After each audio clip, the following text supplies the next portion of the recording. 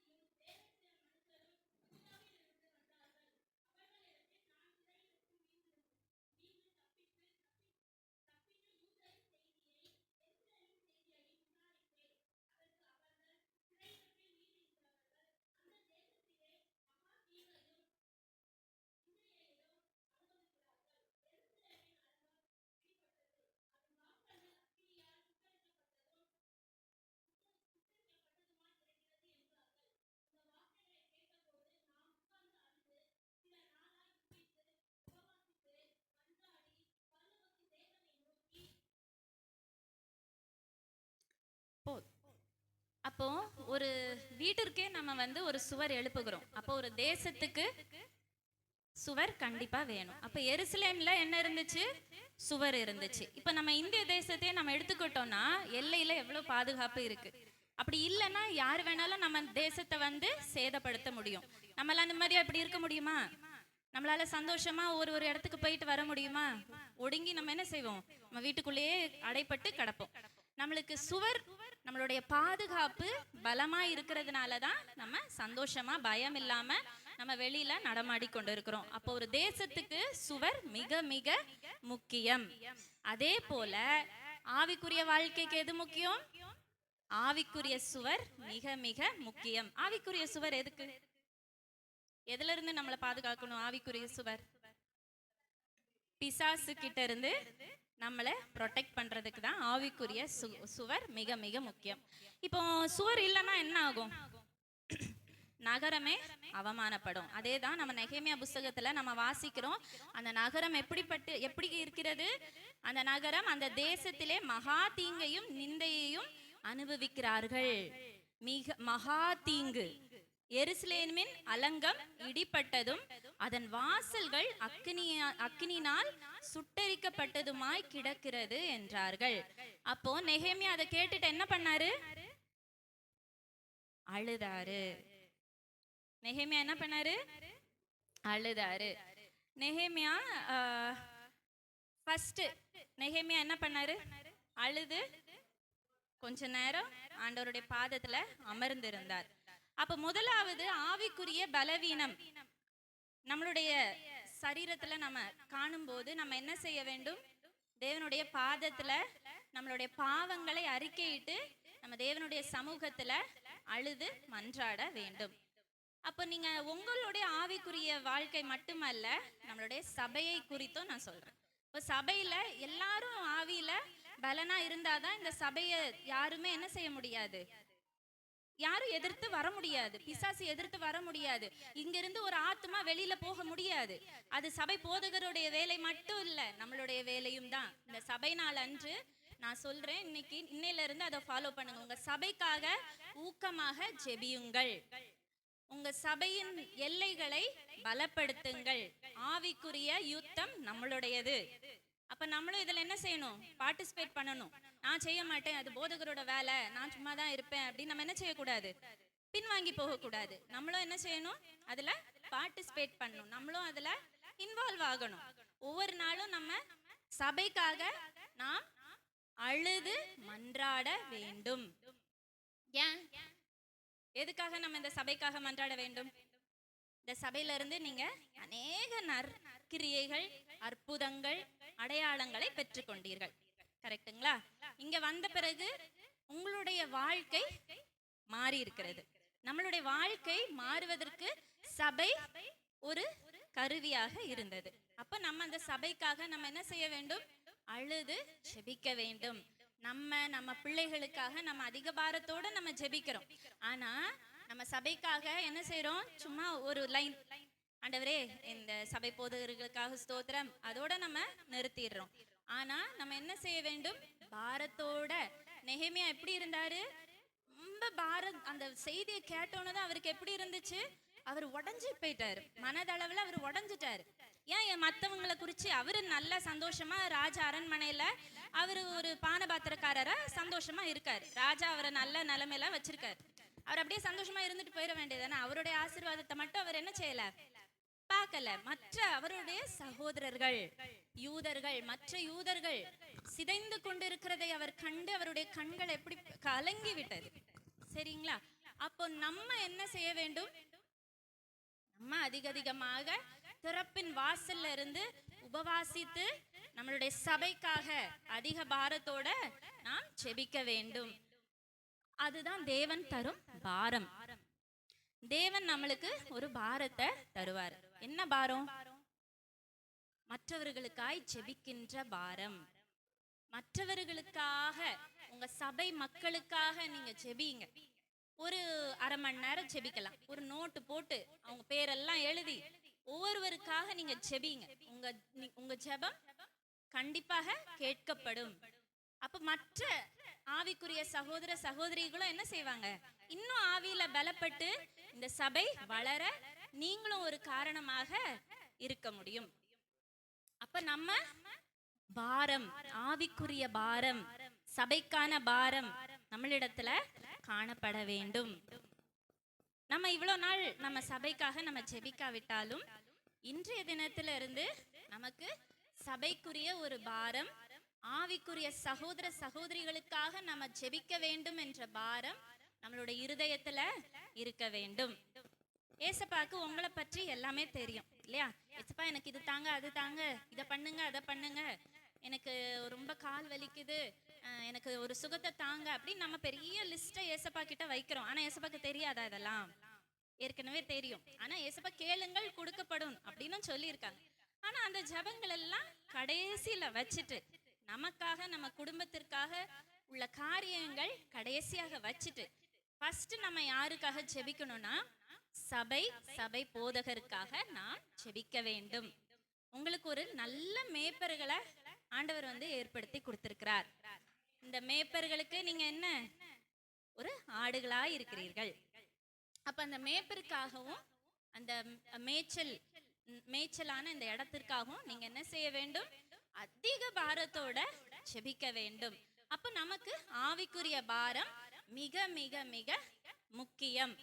நம்மளுடைய ஆவிக்குரிய சுவரை கட்டுவதற்கு இது முதலாம் காரியம். என்னது?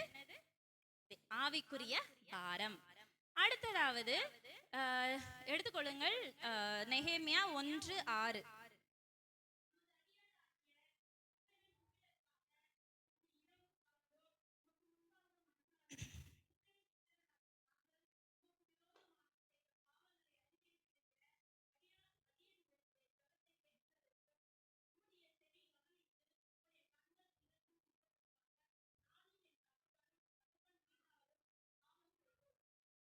இப்போ நெகேமியா என்ன ஜெபம் பண்றாரு? அவருடைய ஜெபம் என்ன?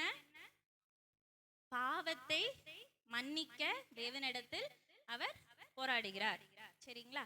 அப்ப நம்ம என்ன செய்யணும்? ஃபர்ஸ்ட் தேவனிடத்துல நம்ம ஜெபம் பண்ணும் போது நம்ம அறிந்தோ அறியாமலோ நிறைய பாவங்கள் நம்மளுடைய வாழ்க்கையில இருக்கும். நான் ஏசப்பா பிள்ளை ஆயிட்டேன், நான் ஞான ஸ்நானம் எடுத்துட்டேன், நான் பரிசுத்தவான் அப்படின்னு நம்ம என்ன செய்யக்கூடாது? சொல்லிட்டு இருக்க கூடாது.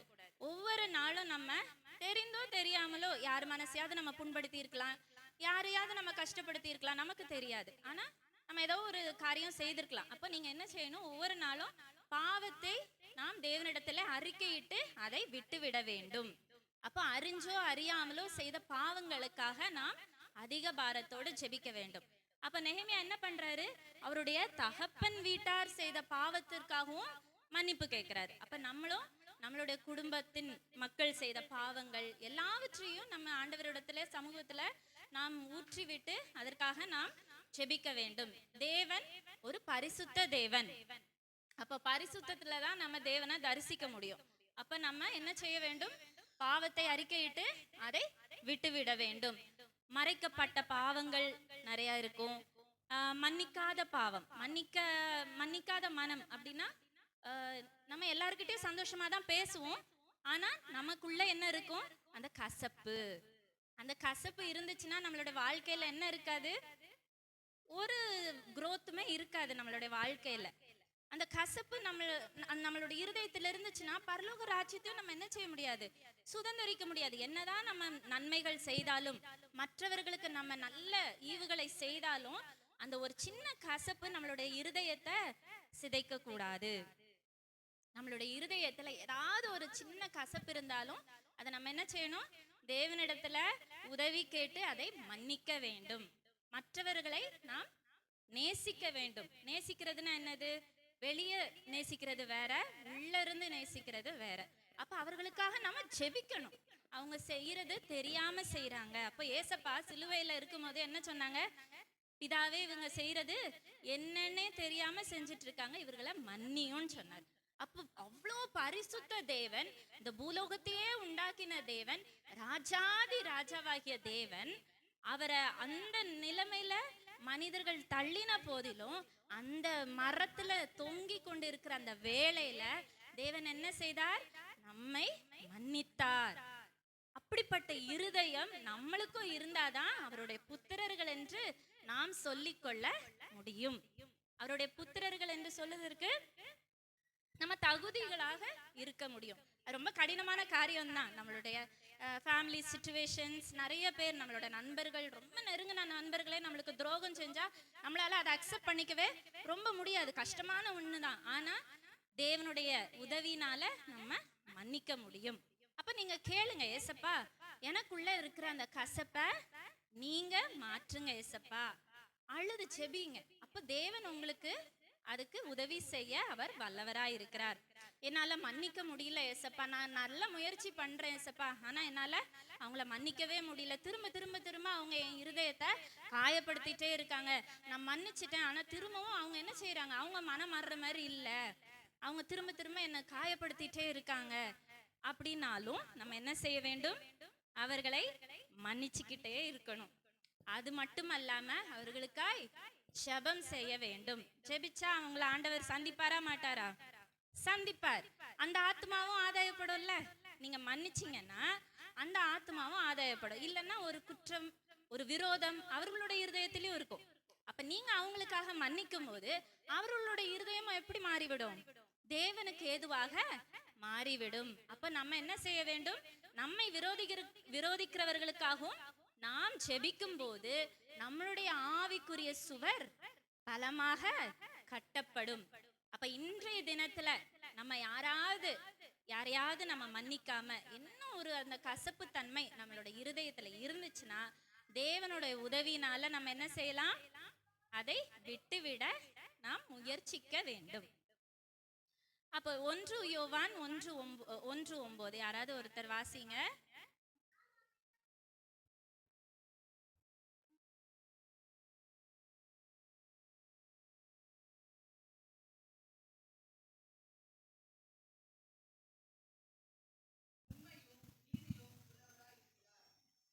அப்ப நம்முடைய பாவங்களை நாம் அறிக்கையிட்டால் பாவங்களை நமக்கு மன்னித்து எல்லா அநியாயத்தையும் நீக்கி நம்மை சுத்திகரிப்பதற்கு அவர் உண்மையும் நீதியும் உள்ளவராய் இருக்கிறார்.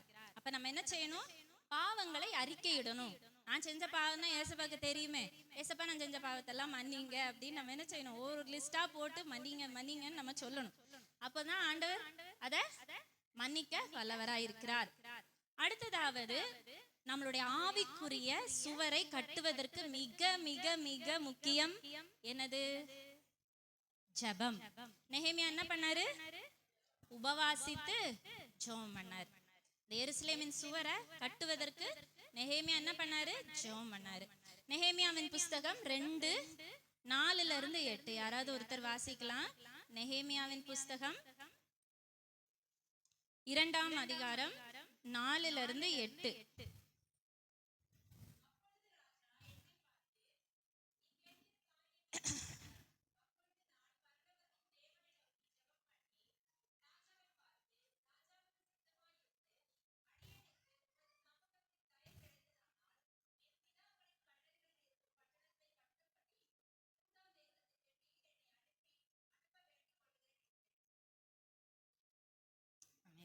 அப்போ நெகேமியா என்ன பண்ணாரு, ஜெபம் பண்ணாரு. ஜெபம் பண்ணிட்டு தான் என்ன பண்ணாரு, ராஜாவை சந்திக்க போறாரு. ராஜாவை சந்திக்கும் போது அவர் என்னவா இருக்காரு, பானபாத்திரக்காரரா இருக்காரு. அப்புறம் திராட்சை ரசத்தை அவருக்கு கொடுக்கும் போது அவர் முகம் வாடலா இருந்துச்சு.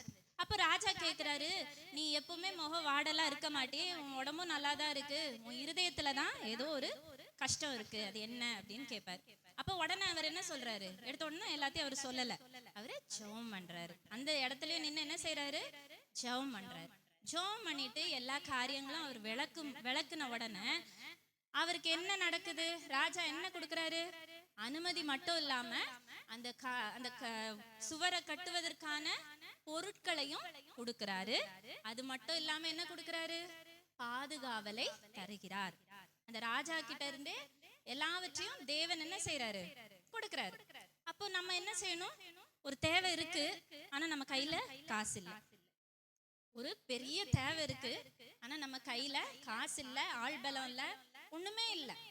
அப்ப நம்ம என்ன செய்யணும், நீங்க எல்லாம் யாருன்னு நான் சொன்னேன், ராஜாவோட பிள்ளை, ராஜ குடும்பத்துல உள்ளவங்க. அப்ப உங்களுக்கு ஏதாவது குறை இருக்கா, கிடையாது. ஆனா நீங்க ஜோம் பண்ணி ஏசப்பாட்ட கேட்டாதான் எல்லாம் கிடைக்கும். இப்ப நிறைய கிஃப்ட் இருக்கு, அதெல்லாம் நீங்க ஏசப்பா உங்களுக்கு தராங்க.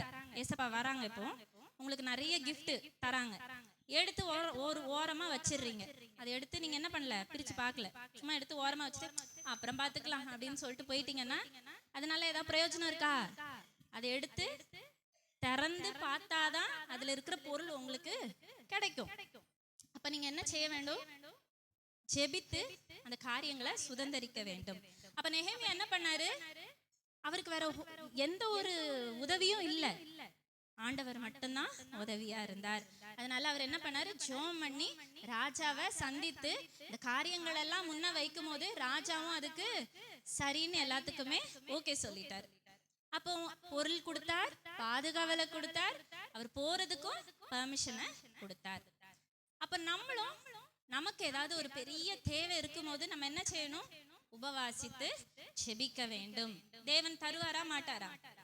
கண்டிப்பாக தருவார். அதை நம்ம என்ன செய்யணும்? விசுவாசிக்கணும். கண்டிப்பாக நம்ம என்ன செய்யணும்? விசுவாசிக்கணும். என்னுடைய மாமனார் அந்த பிளெஸிங் ஸ்கூலோட நிறுவனர். அவங்க அந்த ஸ்கூல் ஆரம்பிக்கும் போது மாமா எப்பவுமே இந்த சாட்சியை சொல்லுவாங்க. அவங்க கையில சில ஆயிரங்கள் மாத்திரமே இருந்தது. அவங்க கையில எவ்வளவுதான் இருந்துச்சு? 1000 மாத்திரம் தான் இருந்துச்சு. இப்போ மாமா சொல்லுவாங்க, அந்த இடத்த வந்து பார்த்தா ஒண்ணுமே இருக்காது, ஒரு மரம் இருக்காது, ஒண்ணுமே இருக்காது, ஒரு பில்டிங் இல்லை. இப்பதான் நல்லா அந்த ஏரியாலாம் டெவலப் ஆயிருச்சு. ஆனா அதுக்கு முன்னாடி காலங்கள்ல ரொம்பலாம் அது டெவலப்டா இல்லை. இந்த இடத்துல வந்து ஸ்கூல் கட்டணுமா அப்படின்னும் யோசிச்சாங்க. அப்போ மாமாவோட பிள்ளைங்க எல்லாம் அப்போ ஸ்கூல் படிச்சுட்டு இருந்தாங்க. என் ஹஸ்பண்டா இருக்கட்டும், எல்லாருமே ஸ்கூல் படிச்சுட்டு இருந்தாங்க. அப்போ மாமா வந்துட்டு எப்படி இதை நான் ஆண்டவரே செய்ய முடியும் அப்படின்ற ஒரு குழப்பத்திலே இருந்தாங்க. அப்போ மோகன் லாசரஸ் அங்கிளோடைய ப்ரேயர்ல தான் வந்துட்டு சொல்லியிருக்காங்க, நீங்க இந்த மாதிரி பிளெஸிங் ஸ்கூல் அப்படின்னு நீங்க ஒன்று ஆரம்பிப்பீங்க, தைரியத்தோட ஆரம்பிங்க அப்படின்னு சொல்லியிருக்காங்க.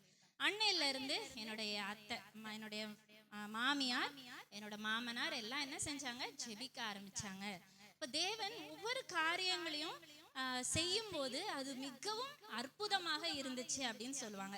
அப்போ என்னோட டிரைவர் வந்துட்டு என் கூட சில நேரம் என்னை ஹாஸ்பிட்டல்லாம் கூட்டிட்டு போகும்போது அவர் சொல்லுவார், மேடம் நீங்க இப்போ பார்க்குற மாதிரிலாம் இவ்வளோ சூப்பராக பில்டிங்லாம் இல்லை மேடம், அப்போ வந்து நீங்க நடக்க கூட மாட்டீங்க அந்த இடத்துல, அவ்வளோ ஒரு மோசமா இருந்துச்சு, ஆனா வந்து இவ்வளோ அருமையா பில்டிங்ஸ் எல்லாம் கொடுத்துருக்காங்க அப்படின்னு அவர் சொல்வார்.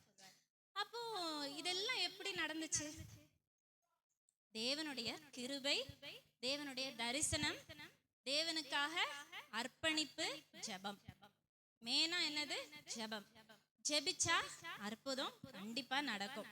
மீன் வாயில இருந்து ஆண்டவர் என்ன செஞ்சாரு? வரி பணத்தை வச்சாரு. மீன் வாயில எப்படி வரி பணம் இருக்கும்?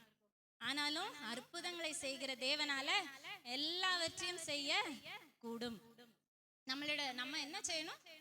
ஏசப்பா கிட்ட, ஒரு அப்பா கிட்ட நம்ம எப்படி கேட்போமோ அதே மாதிரி நம்ம போய் ஜெபிக்க வேண்டும். மிச்சதெல்லாம் அவர் பார்த்துப்பார். நீங்க சோர்ந்து போகாதுங்க. ஒருவேளை உங்களுக்கு பண தேவைகள் இருக்கலாம், ஒருவேளை உங்க மன கஷ்டங்கள், ஏதாவது ஒரு தேவைகள் உங்களுக்கு இருக்கலாம். ஆனால் இன்றைய தினத்துல நீங்க அர்ப்பணிச்சு ஜெபிங்க. இன்றைய தினத்துல தேவன் உங்களுக்கு அற்புதங்களை செய்ய வல்லவராய் இருக்கிறார். ஆமேன். எத்தனை பேர் விசுவாசிக்கிறீங்க? ஆமேன் சொல்லுங்க. ஆமேன். தேவன் உங்களுக்கு அற்புதங்களையும் அடையாளங்களையும் அதிசயங்களையும் இன்றைய தினத்துல செய்ய வல்லவராய் இருக்கிறார். ஆமேன். அப்போ தேவனுடைய கூடாரத்துல நம்ம இங்க இருந்து நீங்க எதை கேட்டாலும் ஆண்டவர் வந்து உங்களுக்கு சைன் பண்ணி அப்படி கொடுத்துருவாரு. ஓகே, உன்னுடைய விண்ணப்பம் சாங்ஷன் ஆயிருச்சு. நான் இங்க உட்கார்ந்து இருக்கும் போது அதுதான் நான் உணர்ந்தேன். இங்க இருந்து நீங்க என்ன விண்ணப்பம் பண்ணி நீங்க கேட்டாலும் அது ஆம் என்றும் ஆமேன் என்றும் அப்படியே நடக்கும். இதே உணர்வு எங்களுடைய சாப்பல்லையும் நான் வந்து அனுபவிச்சிருக்கேன். நிறைய காரியங்கள் நான் அந்த சாப்பல்ல உட்காந்து அழுது ஜெபிச்சப்போ ஏசப்பா எனக்கு நிறைய அற்புதங்களை செஞ்சிருக்காங்க. நான் என்னோட வாழ்க்கையில பல கஷ்டங்களை நான் அனுபவிச்சாலும் தேவன் அந்த இடத்துல என்னை இவ்வளோ நாள் நிலை நிறுத்தி இருக்கிறார். உங்க முன்னாடி என்னை இவ்வளவா என்னை கொண்டு வந்திருக்காங்கன்னா அது தேவனுடைய சுத்த கிருபை. அதே உணர்வு தான் நாங்க அமர்ந்து இருக்கும் போதும் அந்த பிரசன்ஸை நான் உணர்ந்தேன். கேளுங்க, ஜெபம் பண்ணுங்க, இந்த இடத்துல இருந்து பெற்றுக்கொள்ளுங்க. அதே போல இந்த இடத்திற்காகவும் நீங்க ஜெபிங்க. நீங்க ஜெபிச்சீங்கன்னா, நம்ம எல்லாரும் சேர்ந்து நம்ம ஜெபிச்சோம்னா அநேக ஆத்துமாக்கள் இந்த ஆலயத்திற்கு வந்து அவங்களுடைய வாழ்க்கையும் எப்படி இருக்கும், ஆசீர்வாதமாக இருக்கும். அதை பார்த்து நீங்களும் சந்தோஷம் அடைவீங்களா இல்லையா? எல்லா சபையிலும் இவ்வளவு சாட்சிகள் நான் கேட்டதே கிடையாது. இத்தனை சாட்சிகள், அதாவது எல்லாருமே சாட்சிகள் சொல்லிட்டீங்க. மோஸ்டா 1-2 பேர் தவிர எல்லாருமே சாட்சி சொன்னீங்க. ஆனா நான் எந்த சபையிலையும் இவ்வளோ சாட்சிகளை நான் கேட்டதே கிடையாது. அதை பார்க்கும் போதே அவ்வளோ சந்தோஷம். நீங்க மட்டும் இல்ல, பாஸ்டரோட அப்பா எல்லாருமே சாட்சி சொல்றது இந்த சபையில தான் நான் அதை வந்து பார்த்துருக்கேன். ஒரு நேரத்துல எல்லாம் நான் வந்து ஆவிக்குரிய சபை எங்கேயாவது இருக்கு, அதாவது சிஸ்டர்கிட்ட கூட நான் ஷேர் பண்ணியிருக்கேன். ஆவிக்குரிய சபை செங்கல்பட்டுல எங்கேயுமே இல்லை சிஸ்டர் அப்படின்னு நான் வந்து அவங்களோடைய பேசிட்டே இருக்கும்போது சிஸ்டர் வந்து பாரதபுரம் சர்ச்சை பத்தி சொல்லும் போது ரொம்ப சந்தோஷமா இருந்துச்சு எனக்கு. அப்ப எனக்கு ஒரு ஆசை, கிறிஸ்மஸ் வந்துட்டு இங்க வந்து குடும்பமா வந்து கொண்டாடணும். போன வருஷம் நான் சொல்றேன். ஆனா என்னுடைய கணவருக்கு ஆக்சிடென்ட் ஆனனால அவங்களால வர முடியல. ஆனா தேவன் அந்த ஆசையை நிறைவேற்றி தந்தாங்க எனக்கு. என்னுடைய சின்ன ஆசை தான், ஆனா என்னையே வந்து தேவன் வந்து இந்த இடத்துல பேச வச்சு எனக்கு வந்து தேவன் வந்து உங்களோட கூட அந்த வாரத்துல என்ன ஆசீர்வாதமாக இந்த இடத்துல என்ன கொண்டு வந்து நிறுத்தினாங்க. அப்ப சின்ன சின்ன ஆசைகளை கூட தேவன் என்ன செய்யறாரு, அங்கீகரிக்கிறார். அப்ப நம்மளுடைய இருதயத்தின் தேவைகளை தேவன் அறிந்திருக்கிறார். அதை நம்ம விசுவாசிக்க வேண்டும். அவ்விசுவாசத்தினால நம்மளால ஒண்ணுமே செய்ய முடியாது. நம்ம கேட்குறோம், இது எங்க நடக்க போகுது, சும்மா கேட்போம் அப்படின்னு கேட்க கூடாது. எனக்கு ஏசப்பா தருவார். இப்போ பாஸ்டர் அப்பா சொல்லும் போது உங்களுக்கு எல்லாம் ஆகாரம் கொடுக்கணும்னு அவருடைய இருதயத்துல என்ன இருந்துச்சு, ரொம்ப ஆசை இருந்துச்சு. ஆனா ஏசப்பா என்ன செஞ்சாங்க, அந்த ஆசைய நிறைவேற்றுறதுக்கு முன்னாக அவருக்கு எப்படி இருந்துச்சு, விசுவாசம். அவர் என்ன செஞ்சாரு, ஏசப்பா நன்றி, நீங்க தந்துட்டீங்க, அதற்காக நன்றின்னு சொல்லி விசுவாசத்தோட ஆண்டவருக்கு நன்றி சொன்னாங்க. அதே மாதிரி நம்ம எத்தனை வாட்டி ஏசப்பாக்கு நன்றி சொல்லியிருக்கோம். நீங்க தனிப்பட்ட ஜபமா இருக்கட்டும், என்னையும் சேர்த்து நான் சொல்றேன், நம்ம தனிப்பட்ட ஜபங்களா இருக்கட்டும், நம்ம என்னைக்காவது ஆரம்ப அந்த பகுதி ஜப பகுதியில ஏசப்பாக்கு நம்ம நன்றி சொல்லியிருக்கோமா? சொல்லி பாருங்க. ஆண்டவரை துதிங்க. துதியின் சத்தத்தினாலதான் சத்ரு நடுங்குவான். அப்ப நீங்க சத்ருவை முதல்ல விரட்டி அடிக்கிறதுக்கு என்ன செய்யணும், தேவனை துதிக்கணும், பயங்கரமா துதிக்கணும். அப்ப உங்க பக்கத்துல யார் இருக்கா, சத்ரு காதை கொடுத்து கேட்டுட்டே இருப்பான், என்ன கேக்குறா, என்ன பண்றா அப்படின்னு கேட்டுட்டே இருப்பான். அதுக்கு முன்னாடி நீங்க என்ன செய்யணும், சத்ருவை கட்டி ஜெபிக்க வேண்டும். நீங்க பேசுறது ஏசப்பா கிட்ட பேசுறதுக்கும் அவனுக்கு அதிகாரம் இல்லை. அப்ப நீங்க ஃபர்ஸ்ட் என்ன செய்யணும், எல்லா பிசாசின் கிரியைகளையும் நீங்க கட்டி ஜெபிச்சுட்டு, ஜெபிக்கும் போது என்ன செய்யணும், துதிக்க வேண்டும், தேவனை துதிக்க வேண்டும். தேவனை துதிச்சாதான் பிசாசு உங்களை விட்டு என்ன செய்வான், ஓடி போவான். அதுக்கப்புறம் நீங்க என்ன வேணாலும் கேளுங்க, அது ஆமென்றும் ஆமேன் என்றும் உங்களுக்கு அப்படியே கொடுக்கப்படும். அடுத்ததாவது சபையை கட்டுவதற்கு நம்ம என்ன செய்ய வேண்டும், ஒன்றுபட்டு கூடுதல். இப்ப பாஸ்டர் வந்து சொல்றாரு, கேசல் பிரேயர் இருக்கு, எல்லாரும் வாங்க, ஒரு சீஷர்களாக வாங்க, அநேகருக்கு தேவனை பற்றி அறிவிப்போம் வாங்கன்னு சொன்னா எத்தனை பேர் போறீங்க? எல்லாரும் போறீங்க. ரொம்ப சந்தோஷம். இதே மாதிரி இதே உற்சாகம் உங்களுக்குள்ள எப்பவுமே இருக்கணும். அந்த ஃபெல்லோஷிப், அந்த ஒன்றுபட்டு நீங்க ஜெபிக்கும் போது தேவனுடைய கிரியை இன்னும் அதிகமாக என்ன செய்யும், விளங்கும். அப்ப நம்மளுடைய சபையில என்ன இருக்கணும், ஃபெல்லோஷிப், ஒன்றுபட்டு கூடி ஜெபிக்க வேண்டும். அப்ப நம்ம ஒன்று கூடி ஜெபிக்கும் போது ஒரு மனதின் ஆவி நம்மளுக்குள்ள இருக்கும். அந்த ஒரு மனதின் ஆவியினால பரலோக ராஜ்யமே உற்று கவனிக்க உங்களை. அப்ப அந்த ஜெபங்கள் எல்லாம் என்ன ஆகும், அங்கீகரிக்கப்படும். அப்போ நீங்க என்ன செய்யுங்க, இந்த பிரேயர்ஸ் எல்லாம் நீங்க அற்பமா எண்ணாம அதிக பாரத்தோட, அது போக முடியலையா, ஏதாவது ஒரு தடை இருக்கா, சிஸ்டர் கூட என்கிட்ட நிறைய நாள் பெர்மிஷன் கேட்பாங்க, இந்த ப்ரேயருக்கு போறேன் மேடம், ப்ரேயருக்கு போறேன். நானும் கொஞ்சம் யோசிப்பேன், தனியா கஷ்டமா இருக்கும், சரி என்ன பண்றது எப்படி விடுறது அப்படின்னு யோசிப்பேன். சில நேரம் விட்டுருவேன், சில நேரம் சூழ்நிலைகள் பேஷண்ட்ஸ் வந்துட்டாங்கன்னா என்னால் விட முடியாது. ஆனால் அந்த மாதிரி சூழ்நிலைகள் வருதுன்னா அவங்க ஜெபம் பண்ணாங்கன்னா அன்னைக்கு நானே லீவ் போட்டுருவேன். அந்த மாதிரி ஆயிடும். அவங்க ஜெபம் பண்ணலனாலும் அவங்களுக்கு பர்மிஷன் கிடைக்காது. ஆமாவா இல்லையான்னு கேளுங்க. அன்னைக்கு அவங்க ஜெபம் பண்ணியிருந்தாங்கன்னா, சிஸ்டர் நான் வரல, மேடம் நீங்கள் நல்ல வேலை வரல, நேற்றுக்கு நான் ப்ரேயருக்கு போக முடிஞ்சு அப்படின்னு சொல்லுவாங்க. ஸோ நீங்கள் ஜெபிக்கணும். அந்த கேன்சல் ப்ரேயரை உங்களால் அட்டன் பண்ண முடியலையா, ஜெபிங்க. ஒன்றும் இல்லை, உங்கள் ஹஸ்பண்ட் விடலையா, ஜெபிங்க. உங்களுக்கு தெரிஞ்சது என்ன, ஜெபம், அதை மட்டும் செய்யுங்க. ஜெபம்னா என்னது, ஏசப்பாட்ட பேசுறது, அவ்வளோதான். நீங்கள் இப்போ உங்களுக்கு ஜெபிக்க நேரம் இல்லைனாலும் நீங்கள் ஒரு வாகனத்தில் போறீங்க வரீங்க, அந்த டைம்ல நீங்கள் என்ன செய்யுங்க, ஏசப்பாவோட பேசுங்க. உங்க அப்பா தானே, நீங்க எங்க இப்படி முட்டி போட்டு இப்படி ஜெபிக்கணும்னு தான் இல்லை, அது வந்து இருக்கணும் கண்டிப்பா. அது போக நீங்க சும்மா போகும்போது வரும்போது ஐயோ நான் ஜெபிக்க மறந்துட்டேனே அப்படின்லாம் சொல்லக்கூடாது. போகும்போது வரும்போது ஏசப்பா இந்த கேன்சல் ப்ரேயரை நான் அட்டன் பண்ணதுக்கு எனக்கு கிருபை தாங்கப்பா அப்படின்னு நீங்க ஜெபிங்க.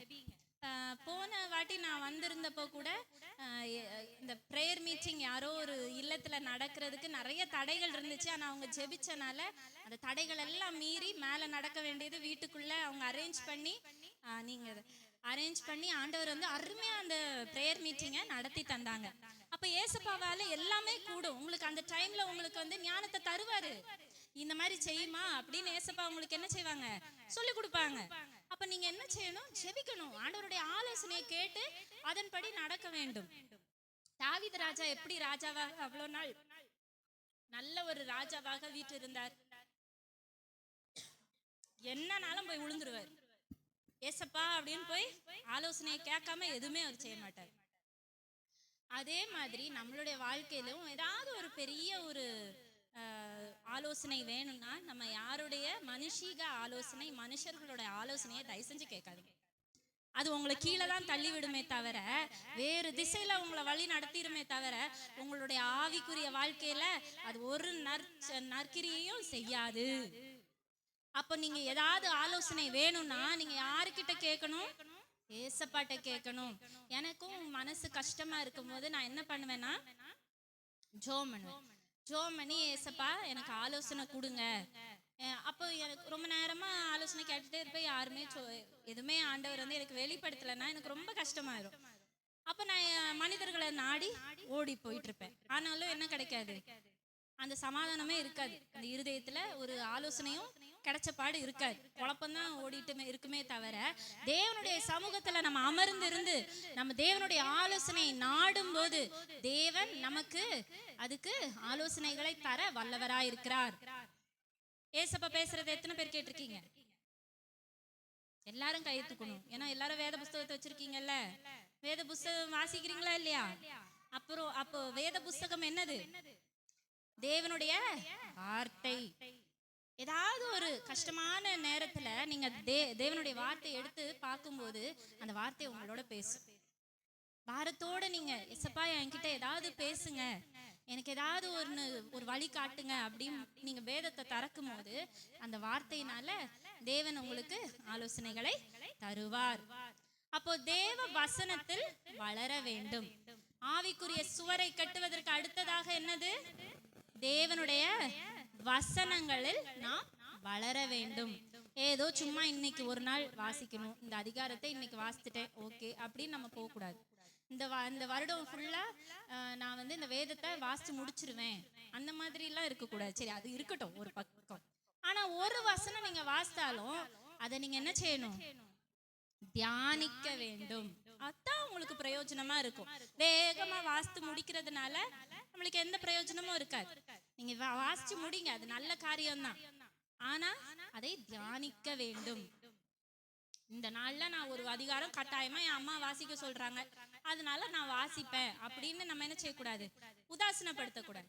இந்த வார்த்தை இன்னைக்கு எனக்கு என்ன சொல்லுது, தேவனுடைய வார்த்தை இன்னைக்கு என்ன ஏசப்பா என்ன சொல்றாங்க அப்படின்னு நம்ம ஒவ்வொரு நாளும் நம்ம ஆகாரத்தை உட்கொள்வது போல இது பரலோகத்தின் மன்னாவை நம்ம உட்கொள்ளும் போது, இஸ்ரவேலர்கள் அந்த மன்னாவை உட்கொள்ளும் போது அவங்க எப்படி இருந்தாங்க, ஸ்ட்ராங்கா இருந்தாங்க. யாருக்காவது உடம்பு சரியில்லாம இருந்துச்சா, யாருக்காவது காய்ச்சல் வந்துச்சா, எப்படி இருந்தாங்க, அவங்க சந்தோஷமா இருந்தாங்க. ஆனாலும் முறுமுறுப்பு நிறைய பேர் இருந்துச்சு. அந்த மன்னாவாகிய இயேசுவின் வார்த்தையை நீங்கள் உட்கொள்ளும் பொழுது உங்களுக்கு தேவைகளை தேவன் சந்திப்பது மட்டும் அல்லாமல் உங்களுக்கு குறைகள் ஒன்றுமே வராமல் தேவனால உங்களை பாதுகாக்க முடியும். அப்ப தேவனுடைய வார்த்தை தான் ஆவிக்குரிய சுவரை கட்டுவதற்கு அடித்தளம். தேவனுடைய வார்த்தைனா யாரு? இயேசு கிறிஸ்து. அப்ப இயேசு கிறிஸ்து தான் உங்களுடைய வாழ்க்கையின் அடித்தளம். அப்ப தேவனுடைய வார்த்தை உங்களுடைய வாழ்க்கையில அனுதினமும் கிரியை செய்ய வேண்டும். கிரியையற்றதா இருக்கக்கூடாது. தேவனுடைய வார்த்தையை தியானிச்சு இன்றைய தினத்துல தேவன் எனக்கு என்ன சொல்லுகிறார் என்பதை நீங்கள் உற்று கவனிக்க வேண்டும். தேவனோட கூட உறவாடுறது எவ்வளவு ஒரு பேர் ஆனந்தம் என்பதை நீங்க ருசிச்சு பாருங்க. அப்பதான் உங்களுக்கு அந்த ஆனந்தம் தெரியும். உங்ககிட்ட நான் கோடி பணம் கொடுத்தாலும் அந்த சந்தோஷம் உங்களுக்கு கிடைக்கவே கிடைக்காது. தேவனோட கூட நம்ம செலவிடுகிற நேரம் ரொம்ப ரொம்ப ரொம்ப ரொம்ப விலையேற பெற்றது.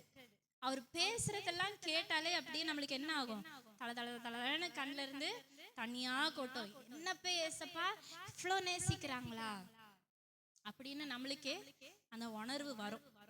அப்ப தேவனுடைய வார்த்தை நாம் முக்கியத்துவம் கொடுத்து நம்மளுடைய ஆவிக்குரிய வளர்ச்சியை நாம் மேம்படுத்த வேண்டும். அப்ப தேவனுடைய வார்த்தை நம்மளுடைய சுவர், ஆவிக்குரிய சுவரை கட்டுவதற்கு அடித்தளம். ஃபர்ஸ்ட் நம்ம அடித்தளத்தை போடணும். அப்போ நம்ம தினமும் என்ன செய்யணும்? வேதத்தை வாசிக்கணும். அப்புறம் நம்ம என்ன செய்யணும்? செபிக்கணும். உபவாசித்து செபிக்கணும். அப்புறம் நமக்குள்ளாக ஒன்று கூடி நாம் செபிக்க வேண்டும்.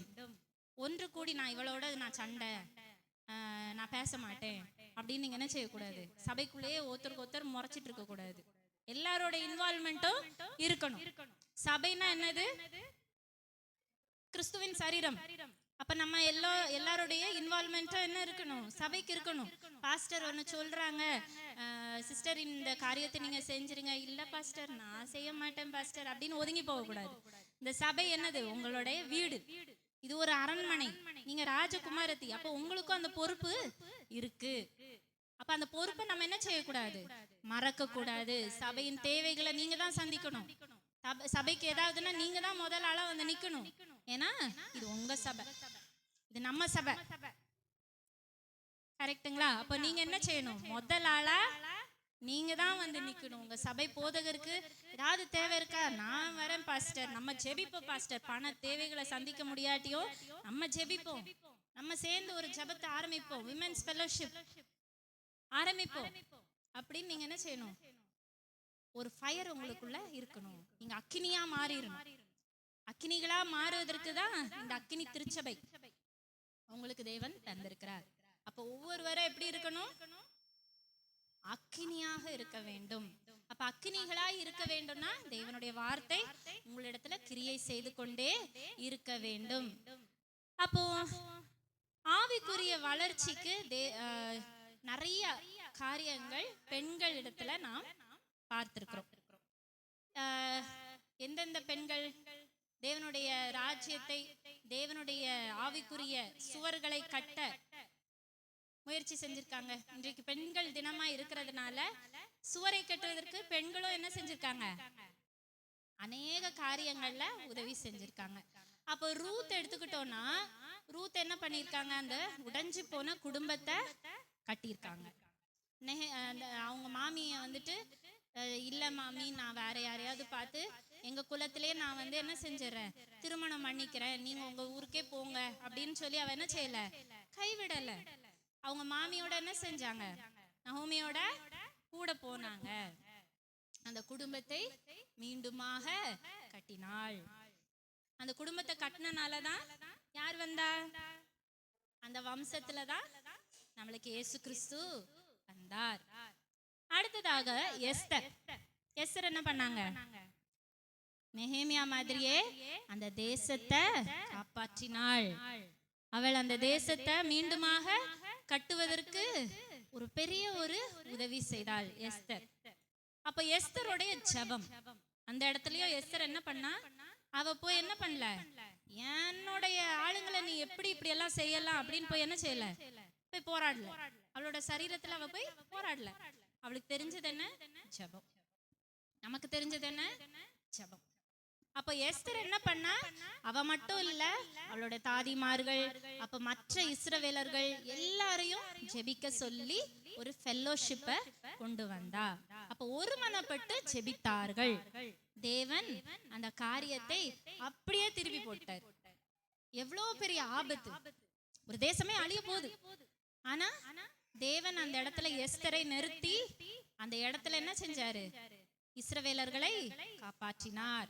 அப்ப இப்போ நீங்களும் ஒரு எஸ்தராக ஒரு இடத்துல இருந்தீங்கன்னா நீங்க அப்படியே முடங்கி போய் இருக்க கூடாது. ஒரு மொர்தகாய் உங்களை புஷ் பண்ணி நீங்க என்ன பண்ணணும்?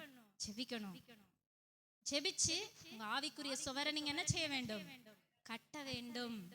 ஆவிக்குரிய சுவரை கட்டினாதான் மற்ற ஆத்துமாக்களையும் இந்த கூடாரத்திற்குள்ளாக நாம் கூட்டிக் கொண்டு வர முடியும். அப்ப நம்ம எல்லாரும் சேர்ந்து என்ன செய்ய வேண்டும்? ஜெபம், ஒரு மனதின் ஆவிக்குரிய ஜெபம் நம்ம இடத்துல காணப்பட வேண்டும். அடுத்ததாவது தெபோரா என்ன பண்ணாங்க? நீதியையும் தலைமைத்துவத்தையும் மீண்டும் நிலைநிறுத்தினாள். அப்ப அவங்க ஒரு நல்ல லீடரா இருந்தாங்க. அவங்க நல்ல நியாயம் செய்தார்கள். அப்ப நம்மளும் என்ன பண்ணணும்? மற்றவங்க கிட்ட போய் அநியாயம் பேசிட்டு இருக்க கூடாது. நியாயமா இருக்கணும். நம்ம மற்றவர்களிடத்துல போய் இவ இப்படி பண்ணா அவ அப்படி பண்ணா நம்ம புறம் பேசிட்டு இருக்க கூடாது. சர்ச்சுக்கு வந்தோம்னா சர்ச்சுக்குரிய காரியங்களை தான் நம்ம பேசணும். மற்ற தேவையில்லாத காரியங்களை நம்ம என்ன செய்யக்கூடாது? ஈடுபடக்கூடாது. நம்மளுக்குள்ள ஒரு லீடர்ஷிப் குவாலிட்டியை நம்மளும் வளர்த்து கொள்ளணும். இப்போ பாஸ்டர் ஏதாவது சொல்றாங்கன்னா, இல்ல பாஸ்டர் அந்த தாளந்தெல்லாம் எனக்கு இல்ல பாஸ்டர் அப்படின்னு சொல்லி நம்ம விலகி போகக்கூடாது. சொன்னாங்கன்னா அந்த காரியத்தை நீங்க என்ன செய்யணும்? முன் செய்யணும். அதுதான் ஒரு லீடர்ஷிப் குவாலிட்டிக்கான ஒரு ஃபர்ஸ்ட் ஸ்டெப். அப்ப ஆண்டவர் இன்னும் அதிகமாக உங்களை என்ன செய்வாரு? ஊழியத்துக்கு எடுத்து பயன்படுத்துவார். மற்ற ஆத்துமாக்களை ஆதாயம் பண்ண உங்களுக்கு உதவி செய்வார்.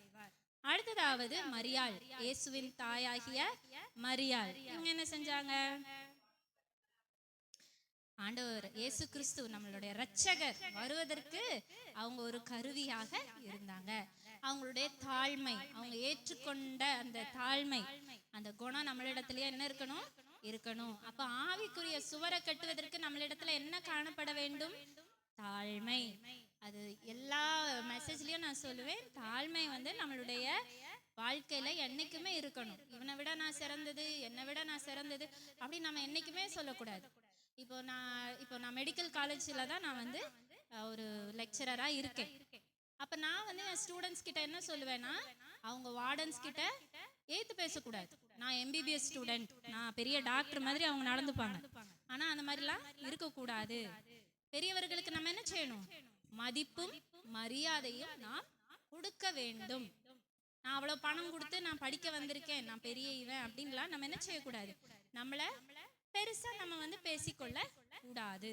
நமக்குள்ளாக அந்த தாழ்மை இருந்தாதான் தேவன் அந்த தாழ்மையை அங்கீகரித்து நம்மளுடைய ஆவிக்குரிய வளர்ச்சிக்கு அது ஏதுவாக இருக்கும். இந்த உலகத்துல நம்ம எப்படி வளர்றோம் வளரல அது அடுத்ததுதான்.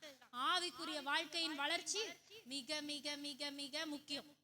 நம்மளுடைய பிள்ளைகள் வளர்றாங்களா, நல்ல வெயிட் போடுறாங்களா, ஒழுங்கா சாப்பிட்றாங்களா அப்படிலாம் நம்ம பார்க்குறோம். ஆனா அவங்களுடைய ஆவிக்குரிய வளர்ச்சி இருக்கா அப்படின்னு நம்ம என்னைக்காவது ஒரு நாள் அவங்க ஏதாவது தப்பு பண்ணிட்டு வந்தாங்கன்னா அப்பதான் நம்ம என்ன செய்வோம்? கண்ணீரோட ஜெபிப்போம் உட்காந்து.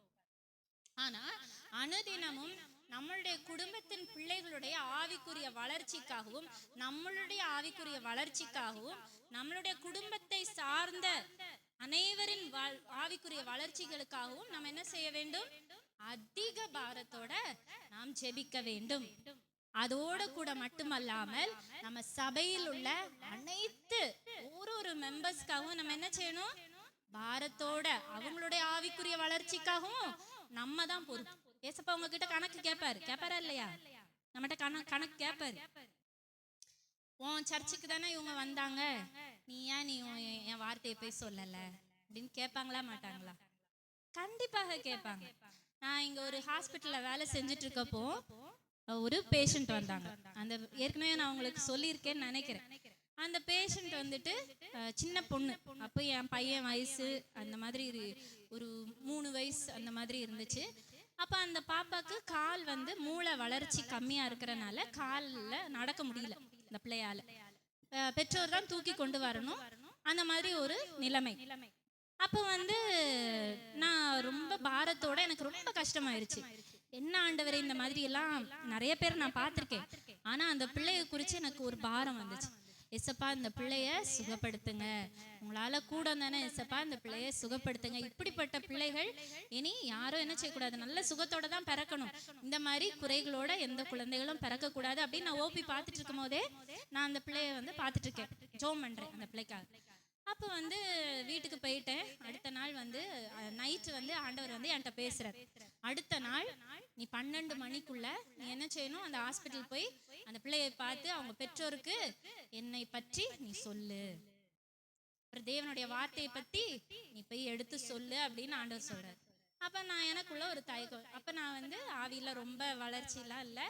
இப்போ எனக்குள்ள ஒரு தயக்கம், ஏசப்பா நான் எப்படி போய் சொல்லுவேன், அவங்க இந்து மார்க்கத்தை சார்ந்தவர்கள், அவங்க என்ன நினைப்பாங்க, அப்புறம் நான் வேற அங்கே ஒர்க் பண்ணுறேன், எனக்கு ஏதாவது பிரச்சனை ஆயிடுச்சுன்னா நான் என்ன ஏசப்பா பண்ணுவேன் அப்படின்னு சொல்லி ஒரு தயக்கத்திலே இருந்துட்டு இருந்தேன்.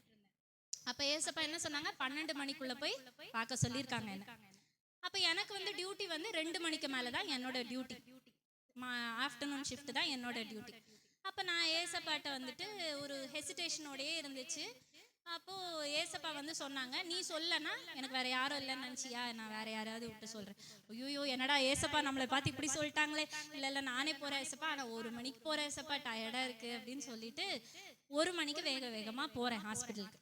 போயிட்டு சிஸ்டர்கிட்ட கேட்குறேன், சிஸ்டர் இந்த மாதிரி பேஷண்ட் எங்கே அப்படின்னு கேட்டால், அவங்க 12 மணிக்கு தான் டிஸ்சார்ஜ் ஆகி போனாங்க மேடம் அப்படின்னு ஒன்று. எனக்கு அப்படியே தூக்கி வாரி போட்டுருச்சு. 12 மணிக்குள்ள ஏசப்பா என்ன சொன்னாங்க, என்ன போய் பார்க்க சொன்னாங்க. ஆனா கரெக்டா 12 மணிக்கு தான் அந்த பேஷண்ட் டிஸ்சார்ஜ் ஆகி போயிட்டாங்க. எனக்குள்ள ரொம்ப கஷ்டமாயிருச்சு. ஆண்டவர் வார்த்தையை நம்ம இப்படி தள்ளிட்டோமே, ஒரு ஆத்மாவை நம்ம, ஒரு ஆத்மா இல்லை அந்த ஆத்மானால நிறைய ஆத்மாக்கள் ஆதாயப்பட்டிருக்குமே, அந்த பிள்ளைக்கு சுகம் கிடைச்சிருக்குமே அப்படின்னு சொல்லி ரொம்ப கஷ்டமாயிருச்சு. அப்ப நான் என்ன பண்ண, அந்த இடத்துல தேவனுடைய வார்த்தையை கேட்கல, கீழ்ப்படியாமை. அப்ப ஏசப்பா எனக்கு வந்து அந்த இடத்துல எனக்கு ஒரு ஐடியா கொடுத்தாங்க. ஃபோன் நம்பர் வாங்க, ஃபோன் நம்பர் வாங்கி பேசு அப்படின்னு சொன்னாங்க. ஃபோன் நம்பரை நான் வாங்கிட்டு வந்து வீட்டில் அந்த நம்பரை பார்க்குறேன், பேசலாமா வேண்டாமா அப்படின்னு ரொம்ப யோசனை. சரி சும்மா பேசுவோம், என்ன சொன்னால் நமக்கு ஃபோனில் திட்டுவாங்க அவ்வளோதான் அப்படின்னு சொல்லிட்டு சரி அப்படின்னு சொல்லி ஃபோனில் பேசினேன். அவங்க அவ்வளோ ஒரு அந்த அக்செப்டன்ஸ் அவங்களுடைய இருதயத்தில், அது ஆண்டவரை பற்றி பேசும்போது ஈஸியாக அதை ஏற்றுக்கொண்டாங்க. அந்த அக்செப்டன்ஸ் வந்து அப்போதான், ஐயோ நான் அதை ஃபஸ்ட்டே நான் போய் சொல்லி அந்த பிள்ளைக்காக நான் ஜெபிச்சிருந்தா ஆண்டவர் வந்து அற்புதத்தை செஞ்சிருப்பாரே அப்படின்னு எனக்கு அந்த நாள்ல இருந்து, ஏசப்பா எனக்கு யார் இந்த இவங்க கிட்ட போய் நீ சொல்லு அப்படின்னா நான் போய் சொல்லிடுவேன். என்ன நடந்தாலும் பரவாயில்ல, நம்ம என்ன செய்யணும், ஒரு ஏவுதல் இருக்கும்போது நம்ம என்ன செய்ய வேண்டும், அந்த நபரோட போய் சொல்லிவிட வேண்டும். அப்போ ஆண்டவர் வந்து அந்த இருதயத்தை அவங்களுக்கு கொடுப்பார். அப்ப நீங்க ஒரு ஒபீடியன்ஸ், ஒரு கீழ்ப்படிதல், தேவனுடைய வார்த்தைக்கு நாம் கீழ்ப்படிய வேண்டும். அதுக்கு தான் இந்த உதாரணத்தை தரேன். இப்போ ஆவியில நீங்க கேசல் பிரேயர்லாம் போறீங்க, பலதர மக்களை நீங்க போய் பார்ப்பீங்க. அப்ப இந்த நபரோட நீ இந்த வார்த்தையை போய் சொல்லு அப்படின்னு சொன்னா நீங்க என்ன செய்யக்கூடாது, ஹெசிடேட் பண்ணாதுங்க, போய் சொல்லிருங்க. என்ன ஆனாலும் பரவாயில்ல, போய் சொல்லுங்க. தேவனுடைய வார்த்தையை போய் சொல்லிவிடுங்கள், அது கிரியை செய்யும். அவர்களுடைய வாழ்க்கையில அது பெரிய மாறுதலை கொண்டு வரும். இந்த உலகத்தின் இரட்சகர் அவர்களுடைய இருதயத்துல உதயமாவார். பரலோக ராஜ்யத்துல நீங்க பொக்கிஷங்களை சேர்த்து வச்சுட்டே இருப்பீங்க. இங்க பொக்கிஷங்களை சேர்த்து வைக்கிறது முக்கியம் இல்ல, இதெல்லாம் அழிஞ்சு போயிடும். ஆனா நாளைக்கு நம்மளுக்கு நிச்சயமா அப்படின்றது யாருக்குமே தெரியாது. ஆனா பரலோக ராஜ்யம் நம்மளுக்கு நிச்சயமா, அது கண்டிப்பா நிச்சயம்ன்றது நம்ம எல்லாருக்குமே தெரியும். அப்ப பரலோக ராஜ்யத்தின் பொக்கிஷங்களை நாம் சேர்த்து வைக்க வேண்டும். அது மிக மிக மிக முக்கியம். உங்க பிள்ளைகளுக்கு என்ன சேர்த்து வைக்கிறோங்களோ இல்லையோ, பரலோக ராஜ்யத்துல நிறைய பொக்கிஷங்களை இப்பவே சேர்த்து வச்சிருங்க. உங்களால முடிகிற அளவு சேர்த்து வைங்க. அதுதான் நம்மளுடைய எண்ணமும் ஏக்கமுமாக இருக்க வேண்டும். இப்படி நம்மளுடைய வாழ்க்கையில இன்னும் நம்ம அனல் உள்ளவர்களாக இருந்தோம்னா, சத்துருவை விட நம்ம என்ன செய்யணும், வேகமாக ஓட வேண்டும். உலகத்துல நிறைய செய்திகளை கேட்குறீங்களா, எவ்வளோ ஒரு கோரமான செய்திகள்ல நம்ம கேட்டுட்டு இருக்கோம். இப்படியுமா மனிதர்கள் இருப்பாங்க, இப்படியுமா இப்படிலாம் செய்வாங்க அப்படின்னு காது கொடுத்து கூட நம்மளால கேட்க முடியாத காரியங்கள். மனுஷங்களா இல்ல, மிருகங்களா மாறிட்டு இருக்காங்க. ஒருத்தருக்கு அன்பு இல்ல, அன்பு தணிந்து போயிட்டு இருக்கு. எல்லாமே நம்ம கடைசி காலத்துல வந்து நின்று கொண்டு இருக்கிறோம். இப்பவும் நம்ம தூங்கிட்டு இருந்தோம்னா அப்புறம் மற்ற ஆத்மாக்களை யாரு காப்பாத்துவாங்க? தேவன் நம்மளுக்கு கொடுத்த பொறுப்பை யார் நிறைவேற்றுவாங்க? தேவன் நம்மளை அழைத்தது நோக்கம் என்ன? ஒரு பெரிய கேள்விக்குறியாக மாறிவிடுகிறது. விழித்திருந்து நாம் ஜெபிக்க வேண்டும். மற்றவர்களுக்காக பாரத்தோட ஜெபிக்க வேண்டும். ஏசப்பா என்னைக்காவது அவருக்காக ஜெபிச்சாரா? மற்றவர்களுக்காகவும் தான் அவர் ஜெபிச்சார். அதே போல நம்மளும் மற்றவர்களுக்காக அதிக பாரத்தோட நீங்க ஜெபிச்சு பாருங்க. உங்களுடைய வாழ்க்கையில ஒரு பெரிய ஒரு காரியங்கள், அடையாளங்கள் தேவன் செய்ய வல்லவராய் இருக்கிறார். நீங்க ஒரு சிறந்த ஊழியர்களாக நீங்க வருவீங்க கண்டிப்பாக. அடுத்ததாவது லிடியா என்ன பண்ணாங்க? ஆரம்ப சபையை வளர்த்தாள். அப்ப நம்மளுடைய சபையை வளர்ப்பது மிக மிக முக்கியமாய் இருக்கிறது. சும்மா சண்டே வந்தோம் போனோம் அப்படி இருக்க கூடாது. நம்ம சபைக்காக நம்ம என்ன வளர்ச்சி கொடுக்கிறோம் அப்படின்னு நம்மளையே ஆராய்ச்சி பார்க்க வேண்டும். அப்ப நம்ம சபை நம்மளுடைய பொறுப்பு. ஆயர்களுடைய பொறுப்பு மட்டும் கிடையாது, ஆயரோட குடும்பத்தின் பொறுப்பு மட்டும் கிடையாது. நம்மளுடைய பொறுப்பாக அதை நாம் எண்ணி நாம் அதிக பாரத்தோட சபையின் வளர்ச்சிக்கு நாம் என்ன செய்ய வேண்டும்? தேவனுடைய சமூகத்துல அமர்ந்திருந்து ஜெபிக்க வேண்டும். இன்றையிலிருந்து நீங்க சபைக்கு முக்கியத்துவம் கொடுத்து பாருங்க. தேவன் சபைக்கு எவ்வளவு முக்கியத்துவம் கொடுத்தார். எதுலயுமே அவர் அவ்வளவு கோவப்பட்டு நாம வாசிச்சது இல்லை. ஆனா சபைன்னு வந்தோடனே ஏசப்பாக்கு எவ்வளவு ஒரு கோபம் வந்துச்சு. அப்ப நம்மளுக்கும் எப்படி இருக்கணும்? அந்த வைராக்கியம் இருக்கணும். என் சபைக்காக நான் ஜெபிப்பேன், நான் திறப்பின் வாசல்ல இருந்து நான் ஜெபிப்பேன் அப்படின்ற அந்த வைராக்கியம் நம்ம ஒவ்வொரு இடத்துலயும் நமக்குள்ளாக இருக்க வேண்டும்.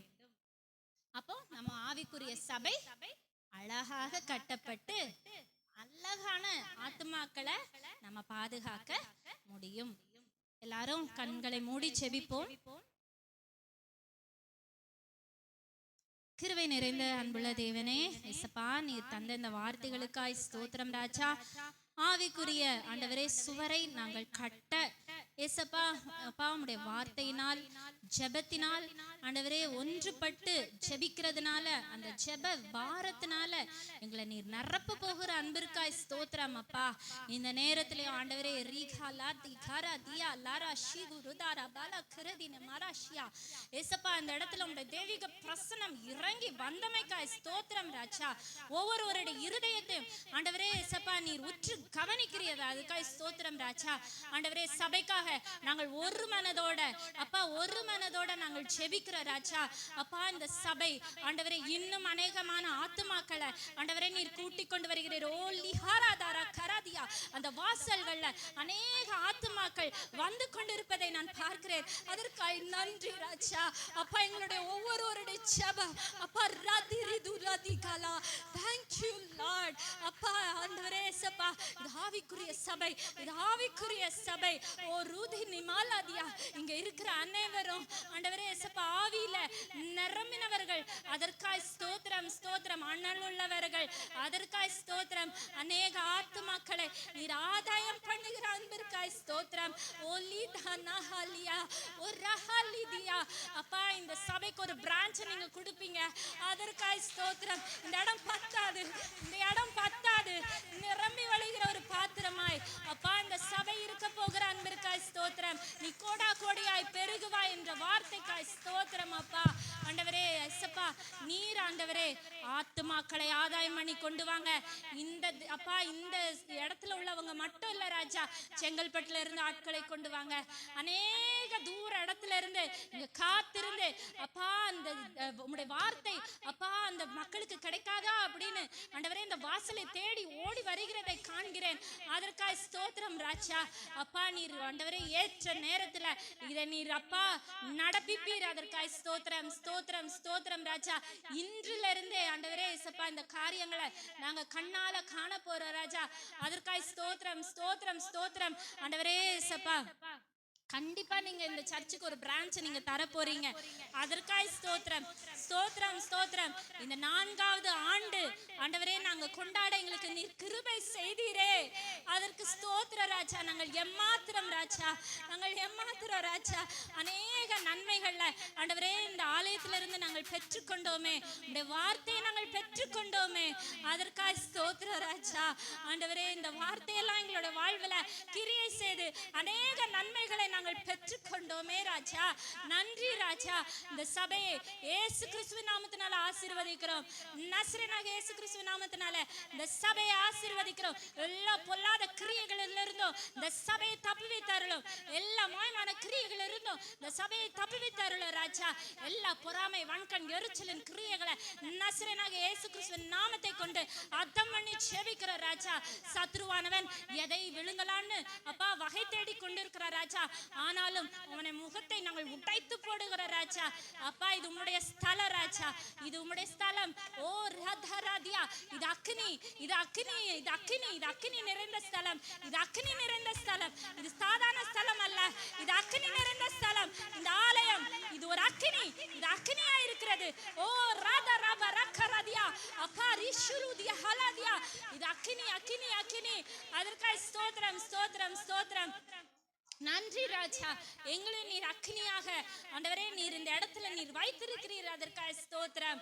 அப்பா எசப்பா பாஸ்டர்காய் செபிக்கிறோம், அப்பா மூத்த பாஸ்டர்காய் செபிக்கிறோம், அம்மாக்காய் செபிக்கிறோம். ஆசீர்வதிங்க அவங்க அப்பா, அவங்களுடைய நினைவுகள் எல்லாம், அவங்களுடைய மன விருப்பங்கள் எல்லாத்தையும் நீர் நிறைவேற்றி கொடுக்க வல்லவராக இருக்கிறேன். இந்த சபைக்காக அப்பா அநேக டெடிகேஷன் அவங்க பண்ணியிருக்காங்க, அநேக தியாகங்கள் அவங்க பண்ணியிருக்காங்க. ஒருவேளை எங்களுக்கெல்லாம் தெரியாது, ஆனா உமக்கு தெரியும். எத்தனையோ நேரங்கள் அப்பா, எத்தனையோ அந்த முழங்கால் யுத்தங்கள் ஆண்டவரே அவங்க அப்பா எடுத்திருக்காங்க ராஜா. அதெல்லாம் உணர்ந்து அப்பா அவர்களுக்காக நாங்கள் ஒருமனப்பட்டு செபிக்கிறோம். அவங்க நல்லா இருக்கட்டும் ராஜா. அப்பா இன்னும் அநேக ஆசீர்வாதங்கள் அவங்களோட வாழ்க்கையில அவங்க கண்டு அகமகிழ அப்பா அவங்களை நீர் ஆசீர்வதிக்கிறீர், அதற்காக ஸ்தோத்திர ராஜா. அப்பா இன்னும் ஆண்டவரே ஏசப்பா அவங்க சந்ததிகளை கண்டு அப்பா நல்ல பலத்தோட, சுகத்தோட, ஆரோக்கியத்தோட, அவங்க நீண்ட ஆயுசோட ஆண்டவரே ஏசப்பா இந்த இடத்துல மட்டுமல்ல, இன்னும் நீங்க தர போற கிளை சபைகள்ல அவங்க ஊழியம் செய்ய போறாங்க. இன்னும் ஆண்டவரே அவங்க பிஸியா மாற போறாங்க.